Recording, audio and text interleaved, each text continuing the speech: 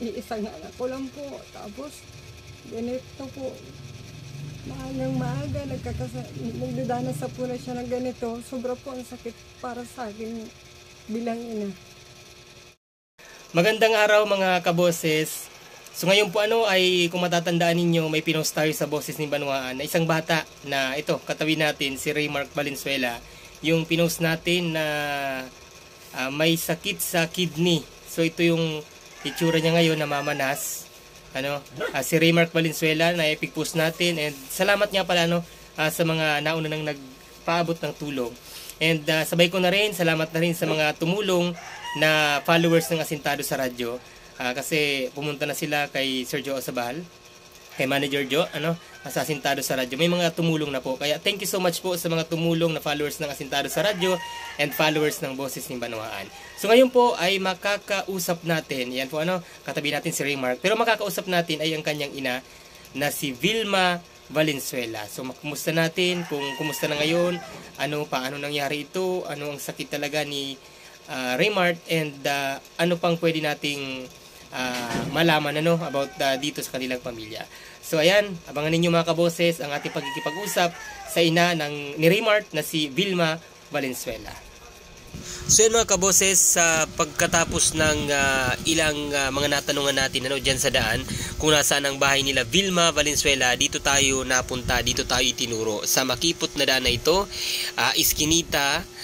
Doon sa dulo ng kalsadang ito, nandoon ang bahay nila Vilma Valenzuela. Actually, taga-barangay Bukal talaga sila, pero ngayon ay nandito sila sa bahay ng magulang ng ama ni Raymark. And minsan nasa barangay Pipian sila, doon naman sa lugar ng mga pamilya ng ina ni Raymark. So nandito na tayo, mga aso dito.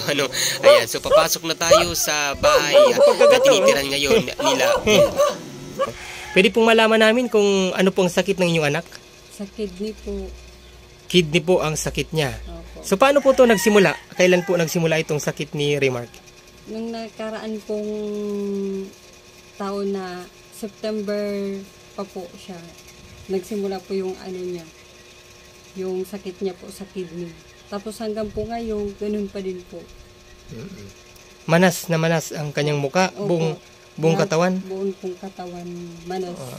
So ano ang dapat? Ano ang dapat gawin ngayon? Anong procedure na gagawin kay Raymark? Yun nga po, kailangan po yung gamot na albumin para po pag nalapatan po siya, yan po, nilit po yung katawan niya, magiging babalik po siya sa normal, kaya po kailangan niyang malapatan ganun po ng gamot. Nag-aaral po siya? Sa ngayon po, hinto po siya sa pag-aaral dahil po ganito po, may sakit po siya sa kidney. Kaya hindi po siya nakakapag-aral. Ilang taon na po si Raymark? 5 years old po. Ano po? Raymark o Raymark? Raymark po. Raymark. 5 years old si Raymark. Okay. So ayan So kumusta naman po ngayon? Ano po sa pagbuhay ninyo? Kumusta po ang pagbuhay ng iyong pamilya? Sa ngayon po, yun po, nangangailangan ng tulong pa din. Dahil po sa pantustos sa gamot niya para po bumaling. Sa ngayon po, wala po ngayon ang asawa ko po, wala pong trabaho. Kasi nagkasakit din po ng ganito. Kaya hindi po siya makapagtrabaho. Sa ngayon po, di namin po pinipursa dahil po baka po mabinat. Kaya po nag-aasa na lang po kami sa mga pangangailangan niyo po, sa mga magulang namin po. Dahil po wala pong makapagtrabaho ang ating pong asawa. Ayan napipil niya. So walang trabaho po ang iyong mister. Wala po. So ang pagbuhay ninyo sa pamilya mo, pamilya ng asawa mo lang po. Opo. Ngayon po nakikitira kayo dito sa bahay. Opo, nandito po kami nakikitira lang sa sa bahay ng asawa ko. Dahil po yun nga po, pares po sila nagkasakit. Kaya po, dito muna po kami nakikitira sa kanila. Yung sakit po ng asawa mo, talagang parehong po. Ganyan din, namanas din ang buong katawan? Same lang po. Ngayong taon lang po yan? Opo. So baka mabinat. Buti, ngayon po okay na ang asawa mo, magaling na talaga nagpapagaling. Kumbaga, nagpo-fully recover lang po. Opo.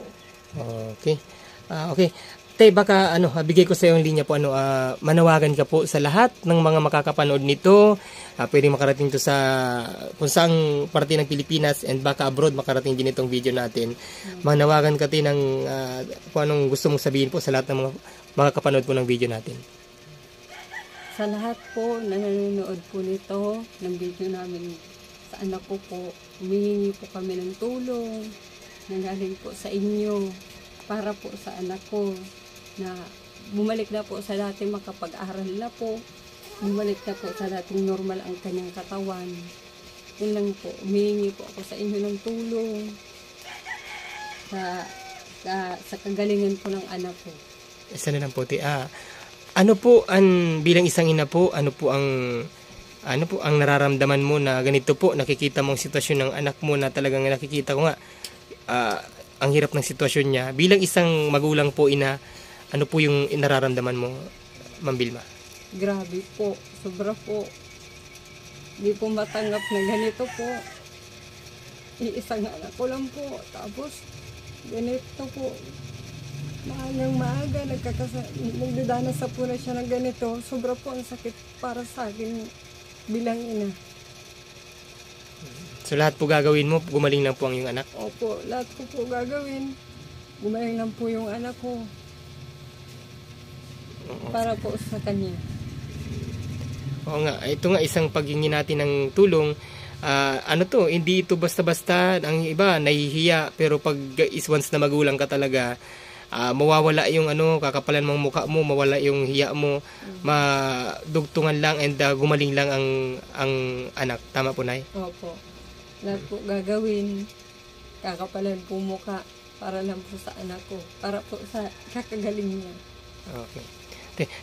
Advance or may gusto ka pong sabihin doon sa mga nagtumulong na po, nauna ng tumulong kasi napos natin sa Boses ni Banuan and napos din sa Asintado sa radyo. Baka may gusto ka pong sabihin sa mga nauna ng tumulong and sa mga gusto pa pong tumulong. Salamat po sa lahat-lahat po na tumulong, lalong-lalo na po kay God. Nandiyan po siya para sa amin. Thank you po sa lahat na tumulong po, sa nag-share. Kay Sir Diosabal po, na nanawagan po, natulungan po kami. Salamat po. Tapos po dito sa Boses ni Banuan, thank you po. Dahil po nakarating po kayo dito.